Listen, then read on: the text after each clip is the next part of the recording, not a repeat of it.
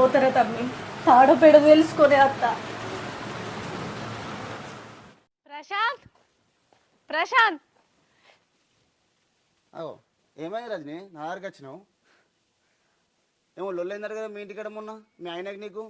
ఊర్లో అందరూ నా వల్లనే ఎలా కొట్టిరు అంటారు. అసలు నేనేం చేసిన? ఆ లొల్లైనాక నేను నచ్చగా నేను కలుద్దామని మస్తు ట్రై చేసిన, కానీ శివాన చూస్తే నన్ను కొడతారని సపడే కూకున్నా. ఆ నుంచి వచ్చి వీడు ఉంటున్నా నేను. ఇగో ప్రశాంత్, అసలు మన మధ్య ఏం జరిగింది, ఏం ఉన్నది లేదు అనేది నీకు నాకు మాత్రమే తెలుసు, ఇంకెవ్వరికీ తెలియదు. ఈ విషయం నువ్వొచ్చి చెప్తేనే నా కాపురం నిలబడుతుంది. మళ్ళీ నా భర్త ఎప్పటి లెక్క నన్ను చూసుకుంటాడు. ఇదంతా ఊర్లోళ్ళు పుకారం చేసిర్రు. నీ మరదలే కావాలని నీ భార్య విషయంలో నీకు అనుమానం వచ్చేటట్లు చేసిందని మా శివకు నువ్వొచ్చి చెప్పాలి. లేకపోతే ఆయన ఎవ్వరి మాట నమ్మడు. నీకు దండం పెడతా, మన మధ్య ఎలాంటి తప్పు జరగలేదు. అసలు నీకు నాకు ఏం లేదని